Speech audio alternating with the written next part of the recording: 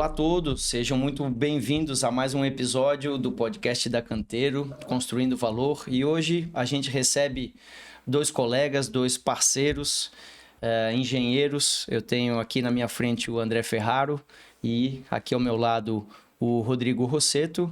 Comigo também meu sócio, o Thiago Amorim, e a gente vai falar hoje aí sobre questões relacionadas a planejamento, orçamento, BIM, projetos e continuar contribuindo com vocês que vêm aí nos assistindo ao longo dessa jornada. Então, pessoal, deem aí o bom dia, bom dia, boa tarde ou boa noite, né? Porque depois eles têm a oportunidade de assistir em outro momento. Então, cumprimentem aí a nossa audiência e vamos começar esse bate-papo para contribuir com a jornada dos nossos ouvintes. Perfeito, então, bom dia. Como o Márcio falou, meu nome é Rodrigo Rossetto, sou engenheiro de produção, trago uma visão um pouquinho diferente aí para a engenharia, né? Junto com o André, meu sócio, na Nord Construções de Serviços de Engenharia, focado em gestão de custos, de prazo e melhoria de processos para construtoras e incorporadoras. Então, para nós é um prazer estar participando desse podcast com o nosso parceiro, a Canteiro, e é um assunto que a gente gosta bastante de falar, né? Que é custo, prazo e processo. Bom dia, pessoal. A gente fica muito feliz pelo convite. A gente está construindo uma parceria muito legal, a gente participando de projetos que a gente está engrandecendo muito o nosso conhecimento. E obrigado por dar essa oportunidade aqui para a gente trocar uma ideia. Não, que isso, prazer é nosso, pessoal. Eu acho que hoje temos muito assunto para conversar, né? Só as questões mais importantes, só a questão do dinheiro aí que envolve a obra, né? Tem sido até pouco tempo, né, Thiago? Com todos os nossos convidados, a gente tem feito convites, né, para vários módulos que a gente vive na construção, né? Já conversamos com arquitetos, projetistas, né, de arquitetura, projetistas de estrutura, com também consultores de planejamento, com incorporadores, né? Já vieram aqui clientes nossos, tudo isso para tentar contribuir com um processo de amadurecimento do nosso mercado de profissionalização, que é uma questão que a gente bate aí desde o início de carreira, né? E ajudar a construir uma nação melhor, né? A gente ainda tem pouca história comparada com outros países, tá? Então vamos começar aqui com uma postagem, uma notícia de um colega, né, o Dário Loureiro, que é gestor de projetos também, e ele colocou o seguinte: nem mesmo um dos edifícios mais caros e exclusivos do mundo está imune aos efeitos causados pela má condução de um projeto. O 432 Park Avenue, em Nova York, enfrenta uma nova ação judicial movida por moradores que denunciaram falhas estruturais graves com mais de 1.800 pontos de rachaduras no concreto, infiltrações e vibrações excessivas. É um prédio bastante alto.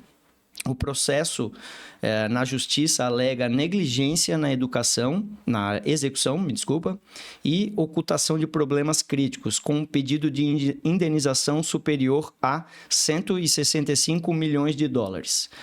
Este caso reforça uma lição valiosa. Em qualquer projeto, por mais grandioso que seja, a excelência técnica, a transparência e o respeito aos riscos são inegociáveis. Então, a gente tem falado muito sobre os riscos de se empreender, né? Eu ministrei até na semana passada uma aula para o curso de pós-graduação em incorporação imobiliária, num módulo que fala sobre sustentabilidade e certificações ambientais, e vários dos alunos que estão lá para aprender a incorporar falaram: quando começam a ver o tamanho da jornada, recuam, né? E a gente sabe disso, a respeito que a gente tem a todos os nossos clientes de entender o risco e a jornada que ele está vivendo, né? Mas isso já está mapeado desde que o mundo é mundo, desde que a engenharia evoluiu, e hoje a gente tem ferramentas brilhantes, como a própria metodologia BIM, mas esse tipo de coisa acaba acontecendo ainda nos tempos atuais. Então, Rodrigo, queria que a gente iniciasse aí essa conversa, né, falando sobre os mapeamentos, que tipo de informações a gente tem, né, para que novos incorporadores e atuais incorporadores comecem a olhar para os seus dados e tomem decisões mais assertivas para ganhar mais dinheiro, ter menos dor de cabeça e entregar produtos melhores para o mercado. Perfeito. Tu sabe que existe um consenso, né, bem na linha que tu falou, que a gente tem um alto nível de ineficiência na nossa indústria, né? Só que é muito difícil tu traduzir isso em números. A gente fala que, né, as obras não atingem resultado, a gente tem desvio de custo, desvio de prazo, mas como é que a gente traz número para isso, né? Como é que a gente identifica onde é que está surgindo os desvios? E aí tem um estudo recente da Falcone, né, 2023, que eles pesquisaram 300 obras no Brasil, né? E obras de porte relativo, né? Porque são participações com a consultoria da Falcone, né? São clientes atendidos por eles, né? Clientes da Falcone. Então, nós estamos falando de um nível de gestão alto, né? Empresas de grande porte, relevância. E dessas 300 obras, o que eles identificaram foi que 65% apresentaram desvio de custo, né? Mais da metade não atingiu as metas de custo. E 89% teve desvio de prazo. Né? De prazo já é quase a maioria, né? 89%. Isso que são de grandes obras, né? Imagina Grandes todas obras. as outras que nem tem os dados, nem tem os indicadores. Né? Que tem processo de gestão, né? A gente está falando da série A. Vamos lá. Exato. Então, complementando só o estudo deles, que é bastante interessante, né? Porque a gente consegue daí ter essa noção de grandeza do número. Eles foram buscando aonde que esses desvios surgiam, né? A origem desses desvios, né? Deixa eu só fazer um complemento, claro. Rodrigo, para quem nos assiste, né? 65% problema de atingir a previsão de custo. Perfeito. E a ferramenta que a gente tem para ter o custo da obra é o orçamento, né? Principalmente depois de ter todo o projeto amadurecido, um orçamento executivo detalhado. Então, várias obras que tinham um orçamento executivo detalhado como meta, não conseguiram fazer a mesma coisa que planejaram ou que projetaram em termos de custo. Exatamente. E em prazo, pior ainda, né? São 89% não conseguiram atingir o prazo. E a ferramenta que a gente tem para determinar o prazo que a gente vai levar e se organizar é o cronograma, né? E as outras ferramentas de planejamento. Eu queria só que tu complementasse com quais foram as motivações, né? A gente tem qual que era a motivação? Era a taxa subiu, choveu demais, mão de obra ficou escassa, né? Quais são os problemas que eles relataram para não atender a previsão de custo e para não atender a previsão de prazo? Perfeito. E aí é bastante interessante, tá? Porque a gente, em um primeiro momento, pode pensar, né, que essas origens têm a ver com a execução. Claro, grande parte dessas origens, até eles trazem os números de 41% do desvio de custo está relacionado à execução de obra, né?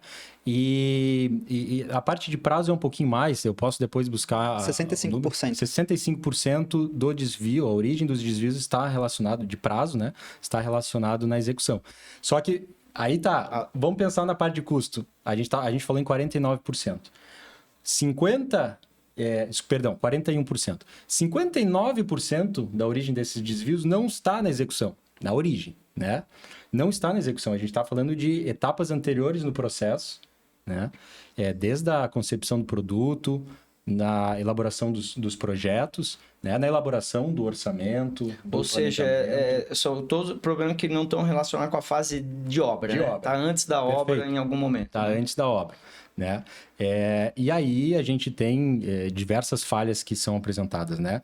Desde a parte de projetos a gente pode falar de falha de comunicação, perda de informação, né? Foi relatado também como um das causas, né? Desses desvios. Equívocos de concepção. Equívocos de concepção de produto ou alteração do produto em fases mais avançadas, né? Ou seja, não foi pensado isso lá no início, né? Na concepção. Temos também desvios na parte de orçamento e planejamento. Falhas tomou o preço de maneira equivocada, usou uma especificação inadequada para tomar preço de né? Pensa, dá um exemplo simples, tá? Uma maçaneta, né? Tá lá no projeto, é uma maçaneta.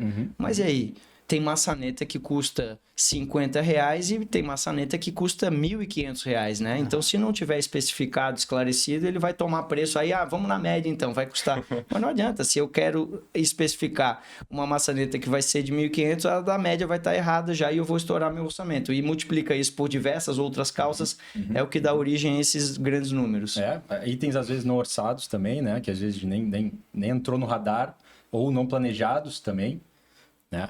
Então, e a etapa de compras e contratações também tem o seu percentual de contribuição, né? A gente faz contratações diferentes das especificações de projeto, existem causas também de não compatibilizar não equalizar as compras, né? Dos serviços, dos materiais. Né? Então, comparar banana com banana e não banana com laranja, né? Exato. Então, tudo isso contribui para esses desvios. E até eu achei bastante interessante porque automaticamente tu pensa na execução de obra, né? E para tu ver como que as origens, às vezes, nascem em outras etapas que o pessoal acaba negligenciando um pouco, né? A parte de projetos, a parte de fazer um orçamento, um planejamento bem feito, né? Então, eu achei bastante interessante esse estudo. Segura aí que nós vamos voltar ainda na parte de prazos, tá? Mas eu queria tocar um pouquinho a bola aqui pro André e dizer, né? Na engenharia, a gente tem visto, assim, muitas coisas são simples, mas dão trabalho. Né? E uma das consultorias que vocês prestam no mercado é para justamente organizar, né, o trabalho, né? Porque ele é simples, mas de maneira desorganizada ele não ocorre. Agora, uma coisa que é simples, de maneira organizada, ela tem um resultado, né? Então, vocês organizam a casa para alguns clientes, né? Sim. Estruturam isso para que eles primeiro saibam o que estão fazendo e sigam um passo a passo, porque não é necessariamente um problema de complexidade. A gente não está falando de uma coisa que necessariamente é ver como que a gente vai levar o foguete para a Lua, né? É uma coisa de fazer uma conta correta, né? Pode destrinchar um pouquinho esse assunto, André. E nessa nossa jornada da consultoria, né, prestando apoio para construtoras, principalmente no desenvolvimento dos processos entre escritório e obra, por incrível que pareça, a gente está na era da comunicação. Hoje em dia, a gente tem acesso às melhores ferramentas, a comunicação é rápida. Aliás, a comunicação está acontecendo até sozinha, né? Entre as máquinas até, né? Exatamente, a gente está na era da comunicação. E o maior problema que a gente verifica no nosso setor, e deve se traduzir para os outros também, né? É a comunicação. Por exemplo, a comunicação, a passagem de bastão entre setores, a comunicação entre a obra e a administração. As pessoas hoje acham que está tudo subentendido. Vamos aprofundar um pouquinho mais isso aí, André, porque comunicação, se eu tenho aplicativo de mensagens, se eu tenho e-mail, se eu tenho ainda o próprio telefone para fazer ligação, se eu tenho rádio, se eu tenho... Como que essa comunicação não está acontecendo ou qual é o problema de comunicação que está acontecendo, né? Porque é isso que eu digo, é simples, mas qual é o trabalho que não está acontecendo para ter esse problema de comunicação? Essa passagem de bastão que tu diz, dado a experiência do que vocês estão vendo aí no trabalho prático com os clientes. Faltou processo. Muitas vezes... A cultura, o processo é algo extremamente natural dentro das construtoras, ele vai ocorrendo. Então, ele fica muito ligado à pessoa, ao profissional que está lá na frente daquele projeto no momento. Mas a partir do momento que aquele profissional sair da construtora ou da frente daquele projeto, né, ele vai ser líder agora de outro projeto, muitas vezes toda a cultura daquele projeto ali, ele pode ser que vá para outra e a comunicação morre. Se perde informação, né? Perde informação. Tem que ter essa gestão da comunicação e da informação que muitas vezes é negligenciada, né? Desde o projeto, ainda mais na obra, né? Se não tiver exatamente, tudo tem que estar registrado, todas as pessoas que vão executar precisam saber e precisam saber na hora exata, né? Não é? Exato. Às vezes tem, vários, manda um e-mail, tem WhatsApp, tem aplicativo, Bincolab. Se a pessoa não saber o que tem que fazer com aquela informação no momento certo, não adianta, não vai continuar dando problema. Exato. E assim, nós, agora falando um pouquinho da área de orçamento, um grande problema que a gente tem é onde é que estão as informações que eu preciso para fazer um orçamento. Então... E de que forma esse orçamento vai ser feito, né? Que é a própria IAP, né? Tem muita gente que não sabe ou que negligencia a questão da estruturação da IAP, né? E então, assim, nossa função muitas vezes no processo de orçamentação é juntar as pontas soltas. A gente vai falando com os setores responsáveis, muitas vezes a gente vai puxando o fio, a gente vai parar lá no projetista assim, te premissaram isso aqui? Te passaram que tu vai precisar fazer aí um sistema de aquecimento central? Então, assim, a gente... o nosso processo do orçamento, e por isso a gente tem aqui que 30% do desvio de orçamento, de custo da obra, está no orçamento. Mas muito provável que ele está ligado a má comunicação, falta de clareza nas premissas estabelecidas. A gente vê que é um problema que a engenharia civil, né, a construção civil, ela é multidisciplinar, mas muitos profissionais eles tratam de forma pontual. Tô aqui trabalhando, eu fiz a minha parte, passo para o próximo e acaba aqui. Não mas tem a visão do todo, né? Não tem a visão do todo. E o orçamento e o planejamento tem que trazer a visão do todo. A gente tem que ter a visão, tá, como é que eu vou contratar? Eu tenho dinheiro para pagar tudo à vista e conseguir boas negociações ou não? Eu vou pagar tudo parcelado, tudo na permuta? Fluxo de caixa. Como é que eu vou tratar meu planejamento para que eu consiga respeitar o fluxo de recebíveis da minha empresa? Então, é muito complexo. Então, um dos trabalhos que a gente faz geralmente na consultoria é o quê? Coloca todo mundo na mesa e, pessoal, vamos aqui analisar como é que está o processo de vocês. As comunicações estão ocorrendo? Então, e geralmente não estão. Sim. Então, uma parte do processo para a gente conseguir ter uma boa apuração de custos, uma boa apuração de prazo, né, um bom planejamento de obra, primeira coisa precisamos melhorar a comunicação. Exato. Antes de te devolver, André, nessa análise, só para contribuir um pouquinho com essa parte de processo, até um relato interessante de um diretor financeiro que a gente conversou esses dias, um projeto grande, é uma empresa que está administrando hoje 16 ou 18 canteiros simultâneos, né? Então, é uma empresa relevante, uma estrutura grande. A gente está fazendo um trabalho com eles de fazer um diagnóstico de maturidade de processo. Então, bem nessa linha, né? Vamos entender como é que a empresa trata processo, como que ela entende que está a situação dela hoje, né? E aí, foi bastante relatado durante as entrevistas que existia um problema de comunicação. Todos os setores, né? Problema de comunicação, não sei o quê, porque daí quando eu passo termino a minha atividade e mando para a próxima etapa, a etapa seguinte não continua ou reclama, beleza. E aí eu trouxe isso à tona durante conversa com o diretor financeiro. Né? O pessoal está relatando problema de comunicação. E aí ele me respondeu, até achei interessante, ele me respondeu assim, olha, eu não vejo como problema de comunicação. A comunicação existe, né? A gente conversou por telefone, a gente sentou e teve a comunicação entre um e outro, ele me pediu, então, ou seja, ele me comunicou o que ele precisava, eu comuniquei o que eu precisava para ele. Ocorreu, a comunicação ocorre. Então, o problema não foi na comunicação em si, mas sim o problema é no processo. Ou seja, o que eles querem, né? Ou o que as etapas do processo quer são diferentes das premissas que foram traçadas ou combinadas. Né? Então, eles me pedem muita coisa, me comunicam muita coisa e eu não autorizo. Por quê? Porque foge do combinado, foge do processo, né?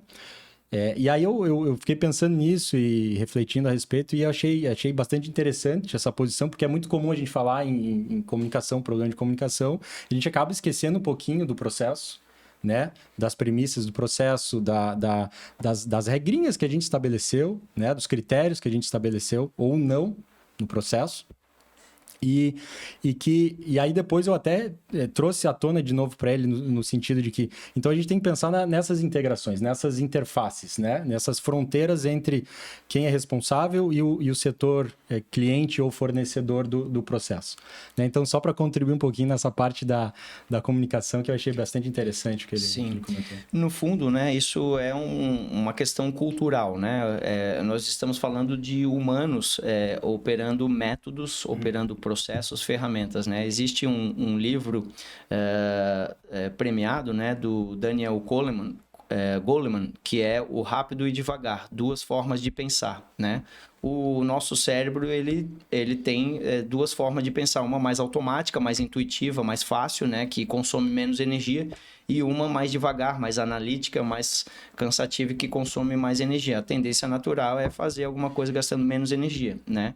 Só que é necessário gastar pelo menos algumas vezes a energia numa coisa mais trabalhosa para fazer o processo, né? E determinar né?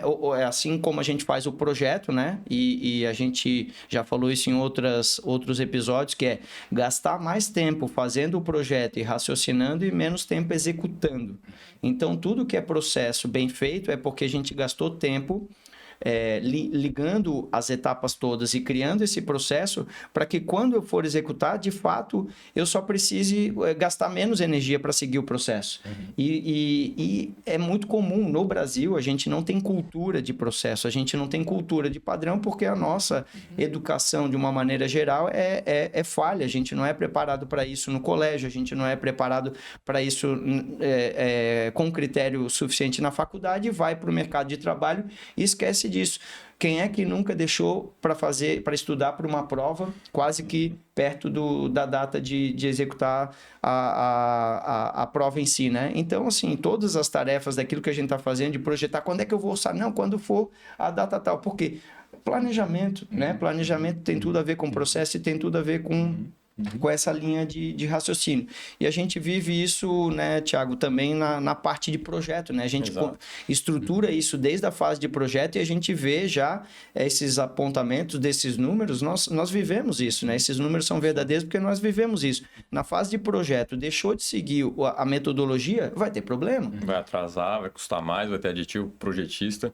Eu acho que a gente tem uma discussão, às vezes, com os clientes, até positiva, tentando realmente mudar o mercado, é que o pessoal sempre construiu em 2D. Sempre fez o orçamento em cima da hora. Sempre fez o planejamento junto com o mestre de obra. Não, vamos planejar agora, vai chegar o material. Então, as coisas se resolvem, mas não é da melhor maneira, né? Então, o que a gente tem que... Até o podcast veio para isso, é justamente para tentar educar o mercado e mostrar, pô, tá deixando muito dinheiro na mesa.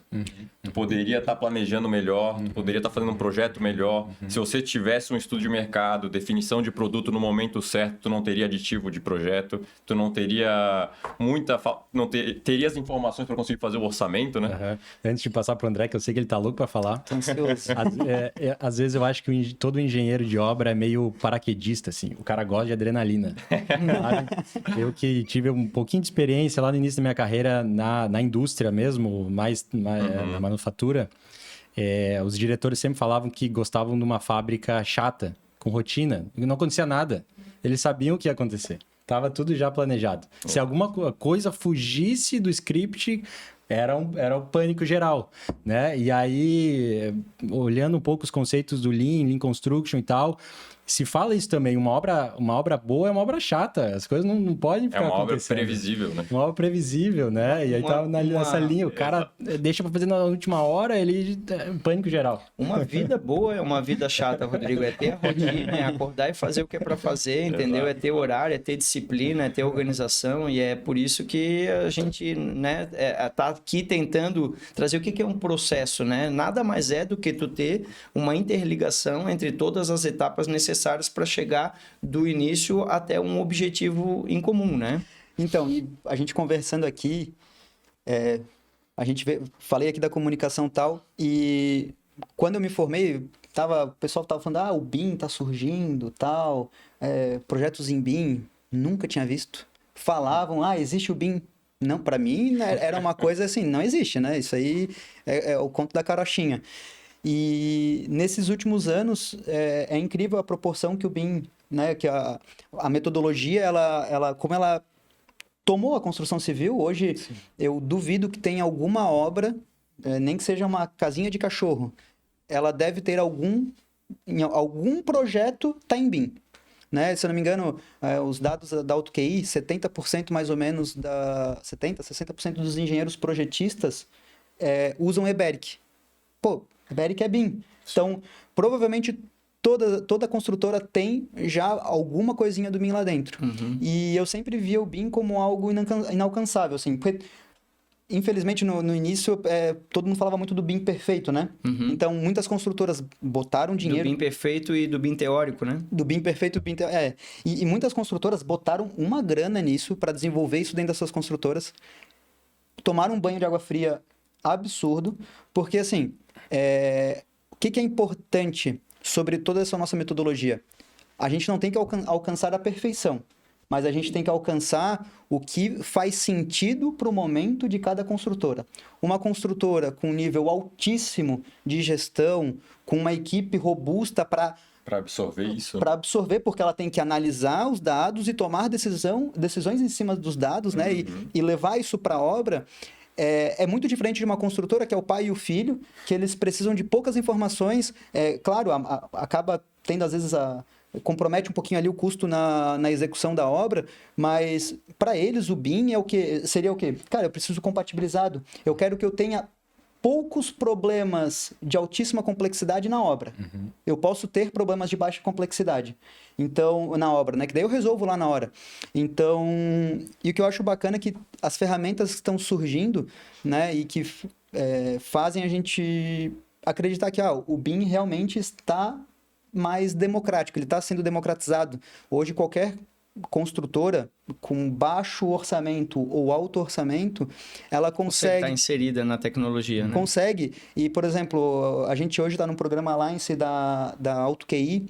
A gente está tendo acesso a todas as ferramentas deles, a plataforma Visus, né? Que é o Visus Cost, Planning, Tracking, Colab, Workflow.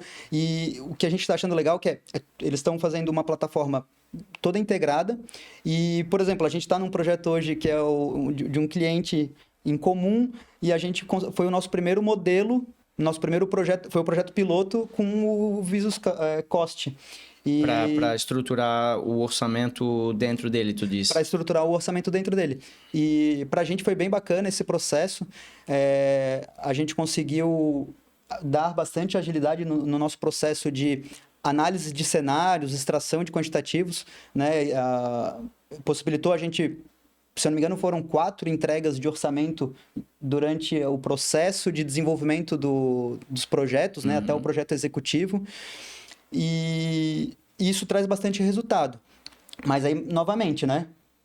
O trabalho de vocês, ele é essencial. Eu vejo a Canteiro como a central de comunicação do setor de projetos. Vocês... É que nem a telefonista antigamente, né? Que tu ligava para telefonista. Eu não peguei esse tempo, né? Não sei se o Márcio pegou. Não. Peguei a ficha no orelhão, mas não a telefonista. Que o pessoal ligava para telefonista, ela pegava... tu quer falar com fulano?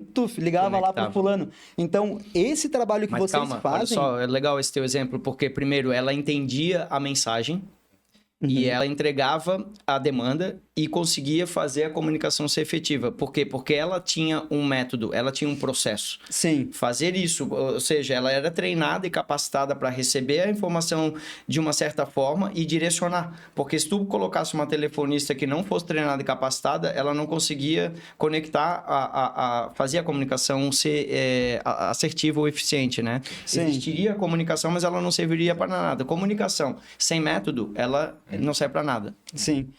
E então, assim, esses últimos... Eu era bem descrente, tá? Em relação a tudo isso, né? E hoje eu olho que, a gente tá a poucos passos de realmente... Não é o BIM teórico, não é o BIM perfeito, não é aquela gestão perfeita que estão nos livros ou nas cabeças do pessoal. Mas... a gente vai conseguir chegar numa obra otimizada, né, seguindo os projetos, com selo de liberado para obra, e esse projeto vai do início ao final da obra. Isso, assim, é uma coisa que eu achava que não ia acontecer. Hoje eu já acho que, estamos no caminho. Agora, qual que é o nosso objetivo aqui, né? Nosso objetivo tem que ser como que eu posso apoiar esse movimento. Esse é o movimento de transformação da construção civil.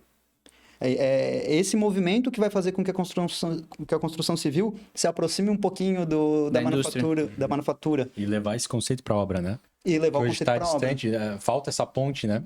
Sim. Cara, assim, para isso funcionar, a gente tem que sair do escritório e a gente tem que ir para a obra. E então vai até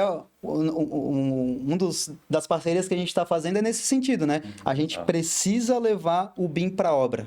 E para o Gemba? Sim. No Lean, o lugar onde as coisas acontecem, né? Então tem que ir lá, não adianta. A Canteiro, né, ela nasceu oportunizando, né, a criação do modelo, né? Como é que a Canteiro nasceu? Fazendo modelos, estudando projetos, né, e transformando eles em modelos BIM. Depois a gente, com isso, conseguia compatibilizar, tá? Que era analisar todos eles, né, de maneira federada ou integrada.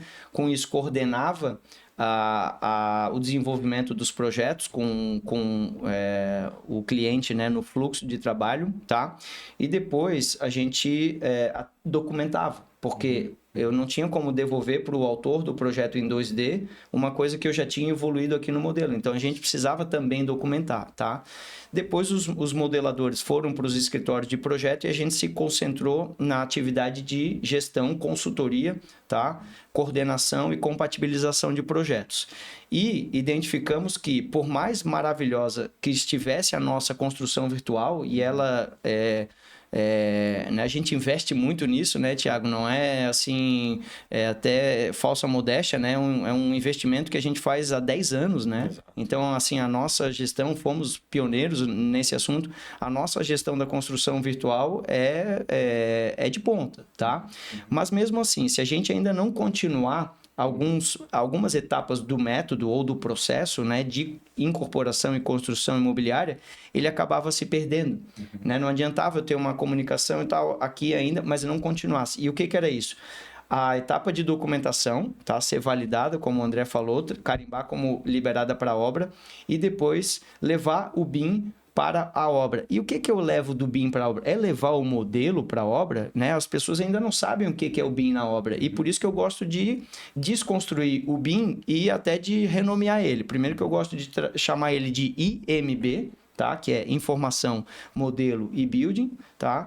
E a gente leva o BIM na obra. O que é levar o BIM na obra? É levar o I e o M, porque o B é o que nós vamos fazer. Mas o I e o M, eles têm que estar lá sendo... E principalmente o I, que as pessoas também esquecem que está lá a geometria, mas o I, ele interfere em orçamento, o I interfere em planejamento, o I interfere em qualidade, o I interfere em produto, o I interfere em um monte de coisa.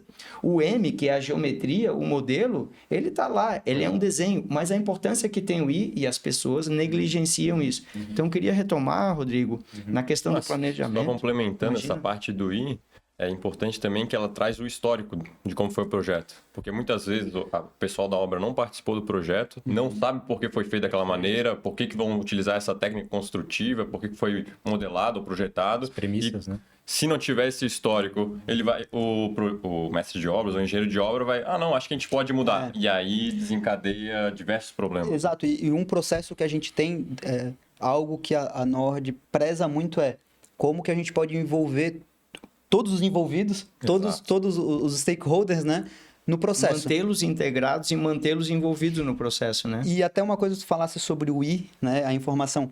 A gente fala muito aqui, a gente tem que pegar as informações para o projeto e tal. Agora também, um probleminha que a gente tem bem grande, né? Que quem está desenvolvendo, comprou o terreno e vai lá desenvolver o projeto, né? O incorporador, ele tem que também passar a informação do que ele quer, como ele quer, ou buscar pessoas para ajudar ele na definição disso para os projetistas.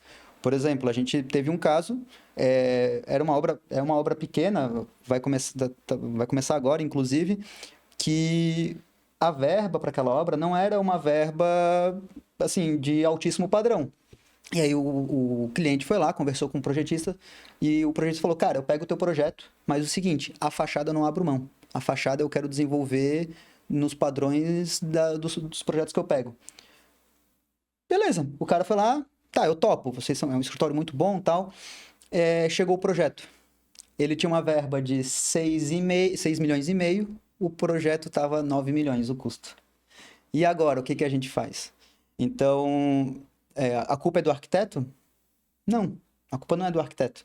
A culpa talvez tenha sido dele que não premissou o arquiteto de, cara, eu não estou fazendo uma obra nesse padrão, eu estou fazendo uma obra pro médio padrão. Exato. Então, a informação também, porque a gente se responsabiliza muito pelos problemas, mas a gente também tem que conscientizar que a informação às vezes nasce errada lá atrás, né? Exato. Tá entrando nesse assunto, seria legal, porque esquadria, nesse caso aí, provavelmente foi um problema de esquadria, é uma das coisas que mais afeta o orçamento, né? Sim.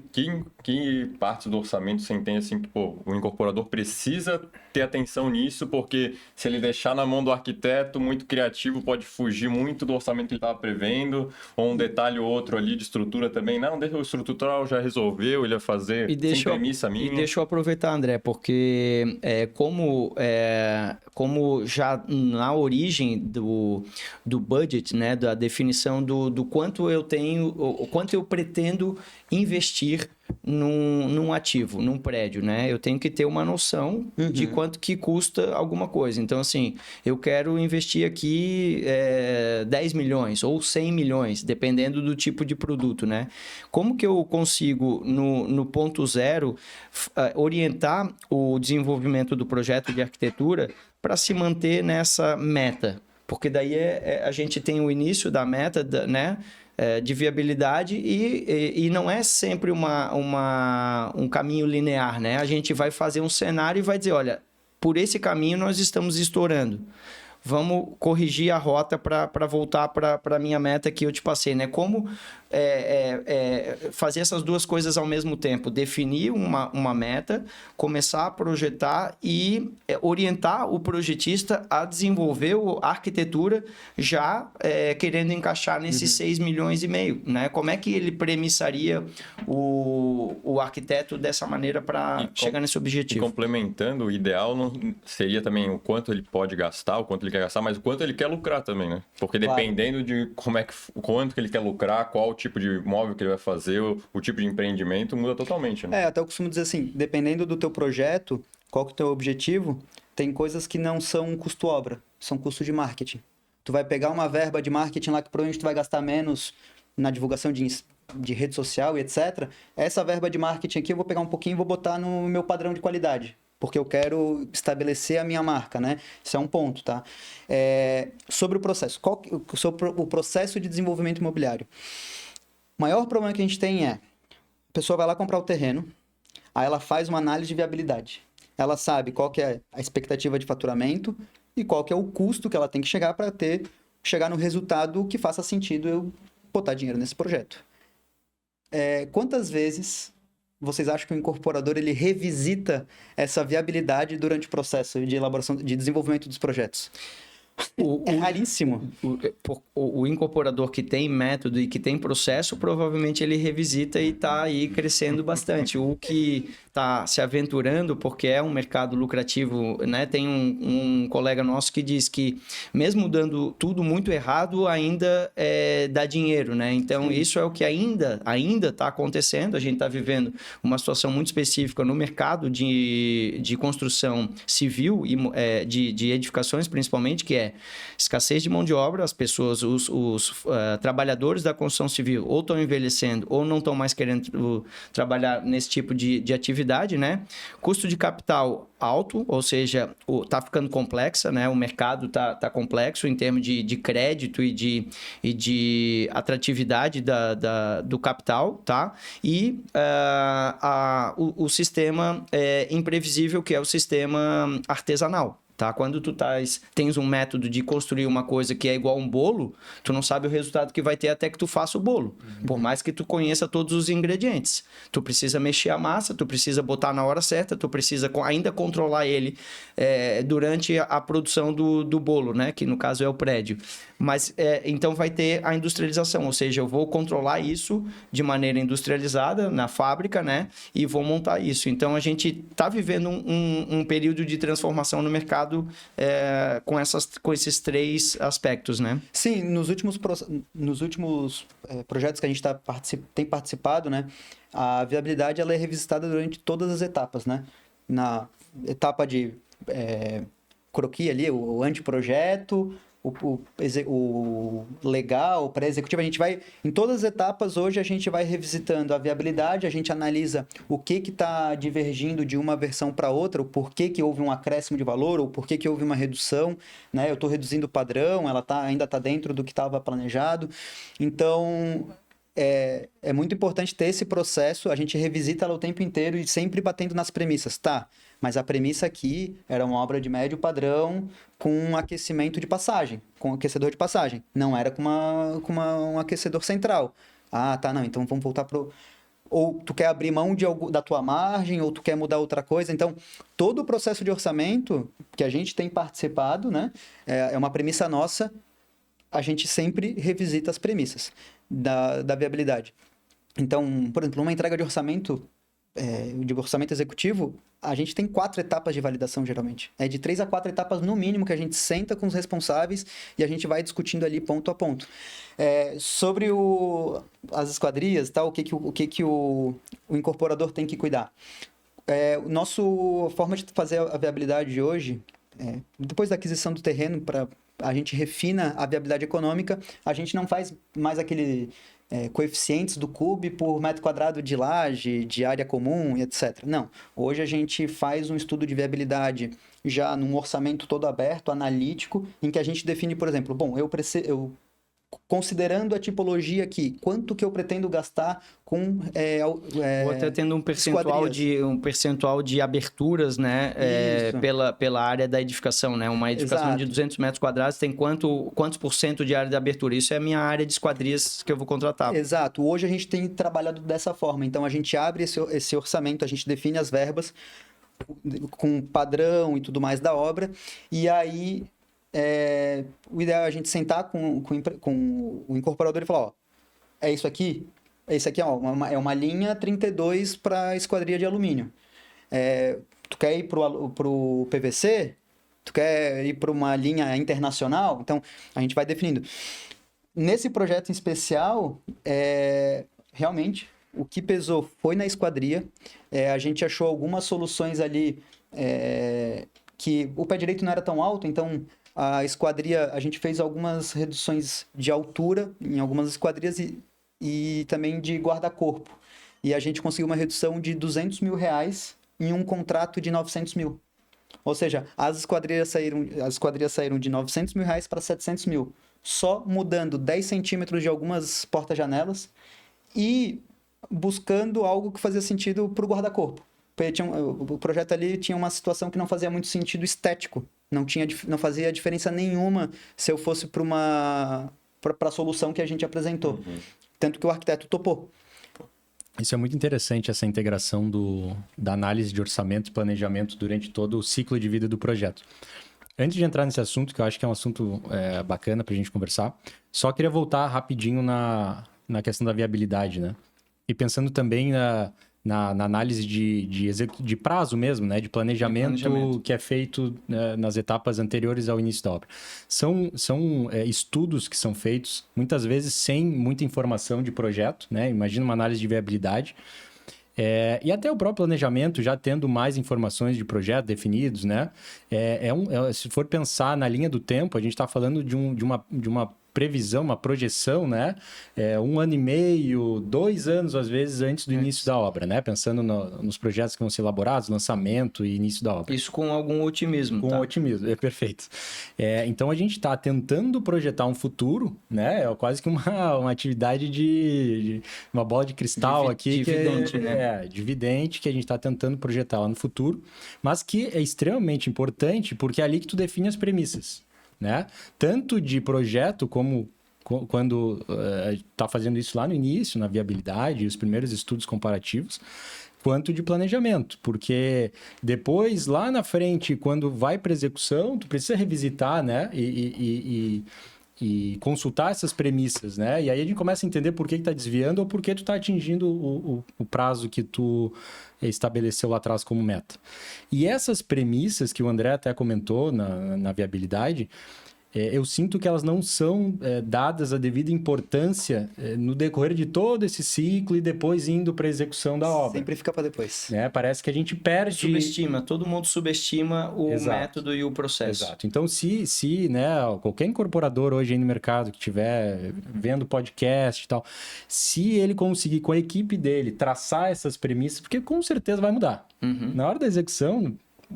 principalmente planejamento, a gente vai ter desvios, não tem jeito. Mas as premissas é o que vai nos manter no trilho, né? Ou é o que vai nos dar a devida noção de, olha, eu tinha essa premissa e eu fiz de outra forma, ou eu fui obrigado a fazer de outra forma. E é por isso que eu desviei. E esse entendimento do motivo, da causa né, do desvio, ele é pouco, a importância é muito pequena, né, para essa informação. E eu acho que essas empresas deixam de aprender com isso. Sim. Quando o André estava falando sobre as questões orçamentárias, essa análise de viabilidade, projeto, né, que a gente conectou, eu estava aqui pensando em ti, planejamento. Porque as pessoas tendem a esquartejar todo o processo, né? E, na verdade, o que a gente precisa é cada vez mais integrar, né? Porque a aquisição do terreno com a viabilidade do poder público, como questões de aprovações e inerentes a coisas que estão fora do controle do incorporador, que tem a ver, às vezes, com órgãos públicos, né? Fornecedores, né? A capacidade de ter técnicas e sistemas que estão disponíveis, porque se eu quiser aqui fazer um tipo de construção que só o chinês, ou o indiano, ou o americano faz, aqui a cultura é diferente, então tem mais então tá tudo interligado, né? O orçamento, na verdade, ele é uma derivação de uma estrutura de planejamento de etapas, de processos construtivos, de quantitativos de materiais, em que a gente fica constantemente conversando e conectando, né? Criando e projetando, orçando e planejando simultaneamente, né? Um processo interativo, né? É interativo e eu queria só fazer um complemento, Rodrigo. Por quê? Porque as nossas empresas, elas auxiliam estruturas empresariais que não têm porte suficiente para ter isso de maneira interna. Tá? Tem algumas construtoras que têm uma coordenação, um setor de planejamento, um setor de orçamento, um setor de engenharia interno. Tá? E essas empresas, elas estão aí com métodos, com processos, com lucratividade crescendo. E a evolução disso é o quê? Ir para Bolsa de Valores e alcançar aquelas classificações que a gente fica brincando de Série A, Série B, Série C, né? Fazendo aquela analogia com o futebol e os campeonatos. Tá? Então, as nossas empresas, elas estão disponíveis para auxiliar incorporadores imobiliários que definiram o tipo de campeonato que querem jogar, porque tem espaço para todo mundo. Eu posso jogar uma Série D tranquilinha e lucrativa, eu posso jogar uma Série B boa, né, adequada à minha capacidade, ao meu público, né, que são os meus torcedores, e ter a lucrativa. Posso querer aumentar de padrão aqui, ir para uma Série A para ganhar competições maiores e ser mais bem premiado, e eu posso ir para a Libertadores e ter jogadores que vão ser exportados aí para jogar em seleção brasileira, né? Então eu queria deixar isso disponibilizado, né? Que o nosso suporte para os clientes é para que contem, né, de maneira terceirizada com estruturas de excelência que são similares às melhores estruturas que tem dentro de projetos das grandes construtoras. A gente varia, né, em função de projeto que está dentro e está fora. A gente tem, em conjunto com os projetos que estão dentro de Canteiro e Nord, aproximadamente 7 a 8 bilhões de reais em custo de ativo. Tá? As maiores construtoras do Brasil não têm isso hoje, né? Talvez as 4, 5 do topo ali do ranking das 100 maiores construtoras têm isso, mas os nossos escritórios gerenciam para incorporadores, né, de diversas séries, né, um equivalente aí a 7, 8 bilhões de reais hoje. E última coisa, antes de passar a bola ali para o Rossetto, sobre isso, né, o custo de uma equipe multidisciplinar dentro de uma construtora, ele é muito alto. E a gente está numa época agora da escassez de engenheiros qualificados, né? O ensino está cada vez pior, as pessoas estão vindo cada vez... As ferramentas estão mais complexas. As ferramentas estão mais complexas. Então, a gente costuma falar que a Nord, quando entra numa construtora que está se estruturando, a gente entra aqui para levar o conhecimento de inúmeras áreas para aquela construtora que talvez ela só consiga contratar um engenheiro, ou muitas vezes nem um engenheiro. Então, a gente entra para auxiliar, levando todo o conhecimento que a gente tem de obras com 4 subsolos, obras de bairros inteligentes. Então... Obras certificadas. Obras certificadas, né? Então, nós temos essa capacidade de levar o conhecimento do pessoal lá do topo de tabela da Série A para o cara que vai jogar a Série C, mas ele quer jogar uma Série C uma parte, tranquila. né? Ele quer jogar ele quer pegar uma, tipo, de novo fazendo a analogia do futebol, né? Vai lá e visitou o centro de treinamento da equipe de Série A, né? Traz uma coisa que é acessível para o cara para ele querer ir crescendo, porque todo mundo quer evoluir e ir mudando de série, né? De fase. E não é pejorativo, tá? Quando a gente fala Série A, Série B e Série C. Porque, assim, tem times que jogam Série C e estão muito felizes, eles sabem assim, cara, se eu der um passinho maior do que esse, talvez não vá fazer sentido para mim. Não tem estrutura para isso. Não é algo ruim, eu acho que... Minha folha de pagamento aumenta, meus jogadores já são mais caros, eu não tô preparado para isso, né? Exato. Não é algo ruim. Só que, assim, se a gente tá jogando num campeonato, eu tenho que estar adequado a esse campeonato, né? Exato. E a gente tem uma componente na indústria que é a sazonalidade, né? A gente é meio cíclico os períodos onde a construção civil está em alta e às vezes ela sofre períodos de baixa, então também tu tomar uma decisão de inchar a equipe, ter um custo fixo alto é uma decisão importante, né? Para o incorporador, para o empresário.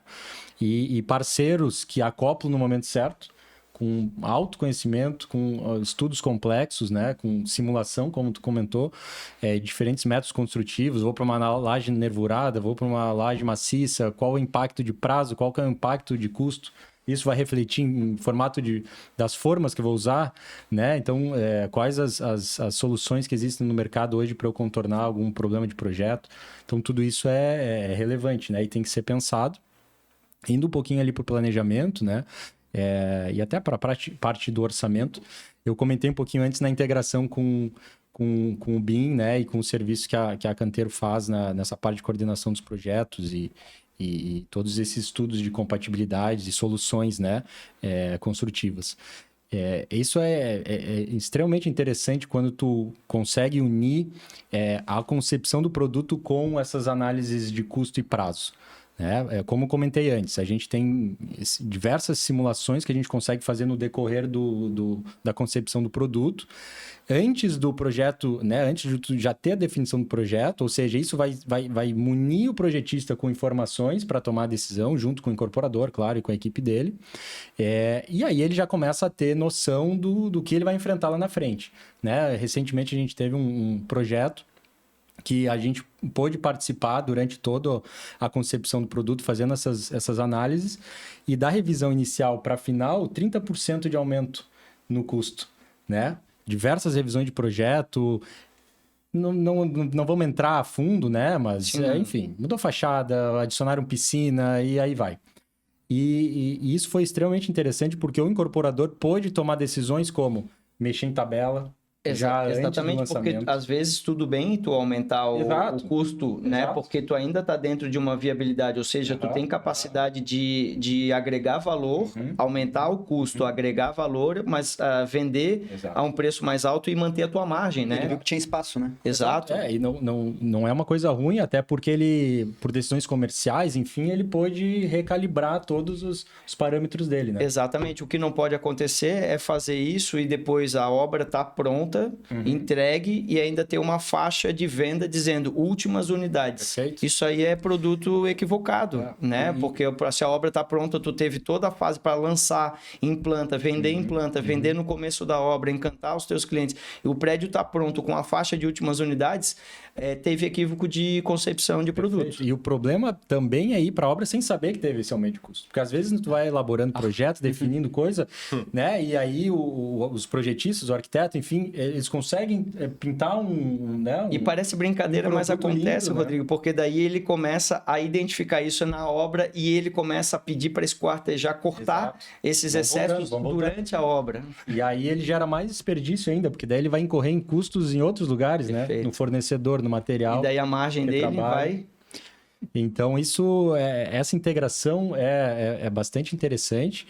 E aí, só concluindo nas decisões tomadas pelo incorporador, né? Então ele conseguiu já entender que ele precisava mexer em tabela. Com esse incremento de qualidade no produto dele, ele também pôde incrementar a tabela. E ele também recalibrou o financiamento, as operações financeiras com os fundos, né? Porque ele poderia ter entrado num fundo com um valor bem mais baixo do que ele precisaria para o custo obra, e essa informação permitiu para ele tomar decisão. Então, é isso, é tomar decisão com informações, né? E se esse conhecimento é sabido antes, ele pode decidir o caminho. E até desse projeto, cara, a gente tem uma preocupação muito grande quando a gente está desenvolvendo orçamento. Cara, assim, me dói cada vez que eu olho assim, putz, tá fugindo do que estava previsto.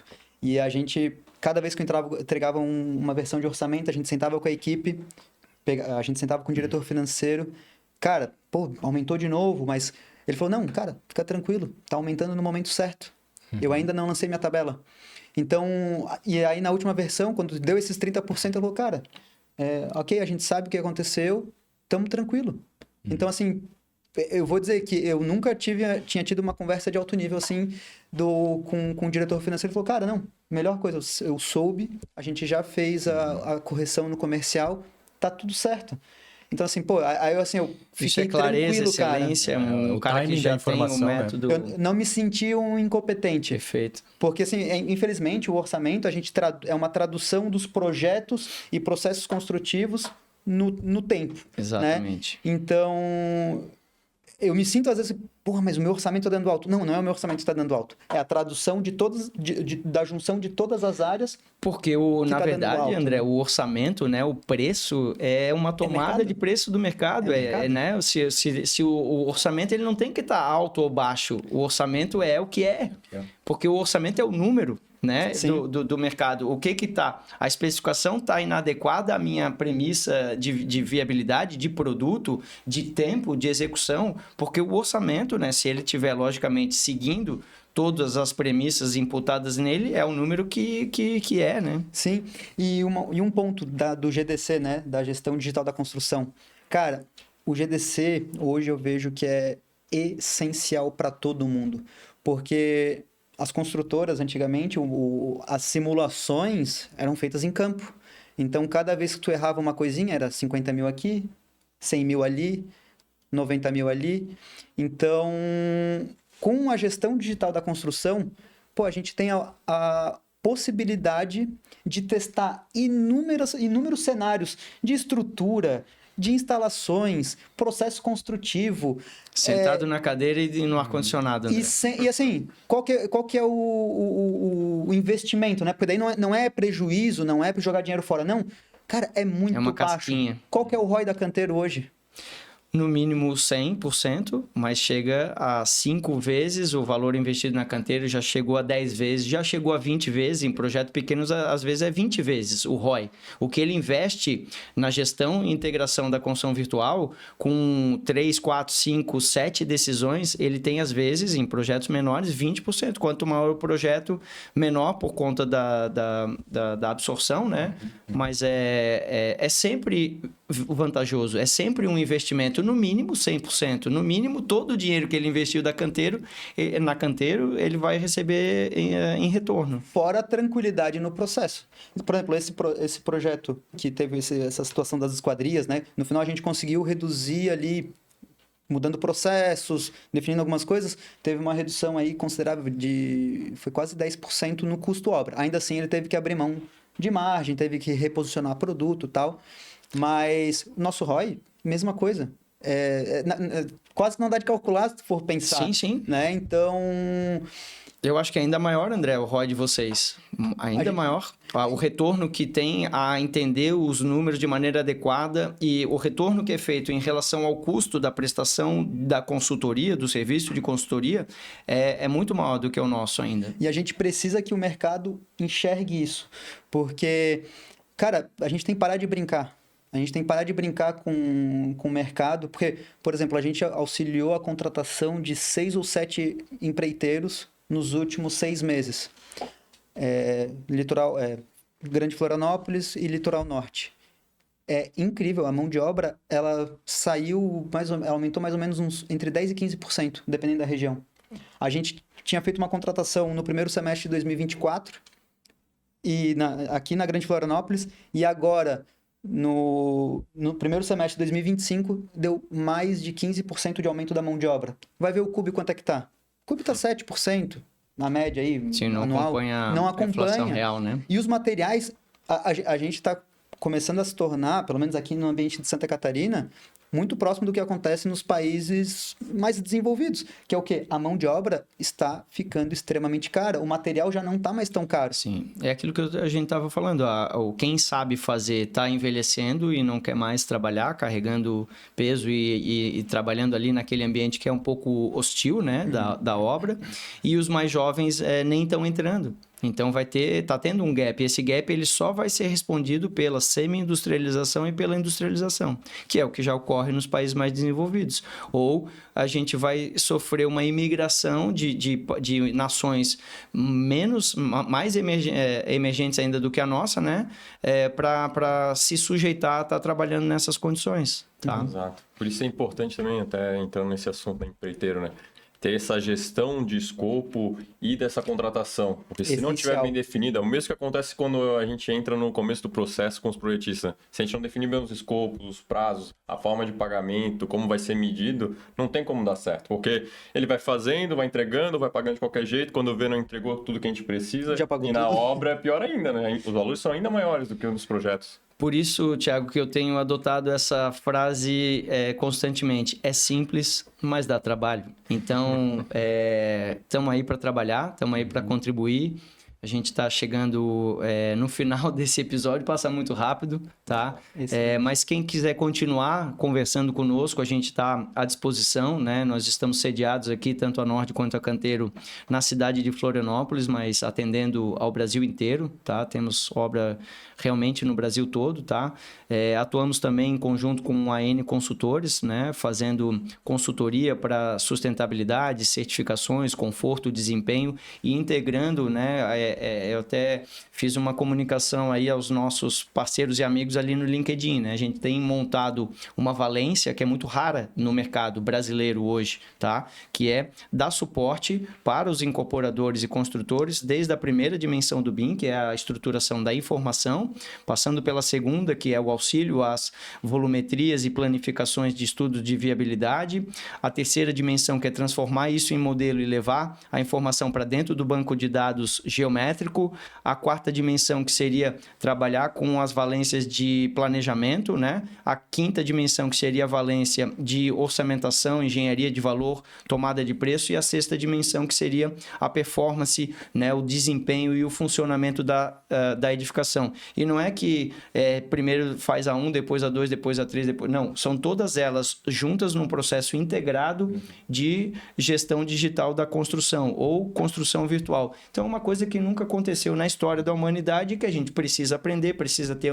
a humildade de continuar se capacitando, de continuar estudando para ter melhores resultados, porque a vida vai mudar, né? E vai mudar rápido, porque a inteligência artificial, eu não tinha nenhuma ferramenta de inteligência artificial no ano passado no meu celular. Hoje eu já tenho mais de 10.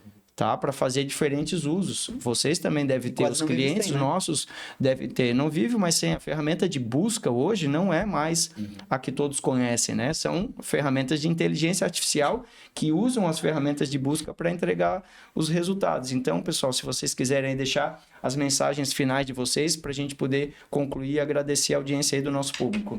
Vai lá, Perfeito. Rodrigo. Pessoal, podem contar com a Nord. Nessa parte de gestão de custos, gestão de prazo, melhoria de processo, né? A gente busca sempre abordar o resultado em todos os nossos serviços, esse é o nosso mantra, abordagem prática também. Então, podem contar com a gente, né? Comigo, com o André, com toda a equipe aí da Nord e também da Canteiro, o nosso parceiro. E é isso. Maravilha, obrigado. Que conversa de alto nível. São os raros momentos que a gente pode bater um papo assim com dados, e eu fico feliz assim de olhar que eu tô podendo estar no ambiente e trabalhando com pessoas tão sérias, qualificadas, e cara, o resultado vai ser o sucesso, né? O nosso sucesso, o sucesso dos nossos clientes, porque todo mundo aqui tem um sentimento de dono, né? Isso que, vamos lá, ninguém aqui como o pessoal fala, o CLT. Todo mundo aqui tem noção do peso da nossa participação no processo, né? Então, muito obrigado pelo convite. Contem com a gente. Qualquer coisa, quem tiver vindo para Florianópolis, Santa Catarina, passa no escritório, marcamos uma reunião, bater um papo. A gente toda conversa a gente sempre vai tirar alguma coisa, né? Maravilha. Tem muita coisa boa por vir aí. Vai lá, Thiago. É isso mesmo, queria só agradecer também a conversa, né? Todo dia que a gente tem esse tipo de bate-papo, né? Entrando tão a fundo no planejamento, orçamento, toda essa parte de planejamento que é tão importante, que a gente sempre fala na Canteiro, e agora estamos cada vez mais juntando forças para a gente estar cada vez mais na obra, ajudando o incorporador. Então, só agradecer vocês e podem contar com a gente que a gente vai com certeza participar de muitos projetos juntos. Por isso que a gente adotou, né, o nosso slogan, né, de muito além do BIM, né, construir junto com os nossos parceiros, com os nossos clientes. Muito obrigado a vocês por terem aceitado o nosso convite. Espero que a gente tenha contribuído com a nossa audiência e até o próximo episódio. Valeu! Perfeito.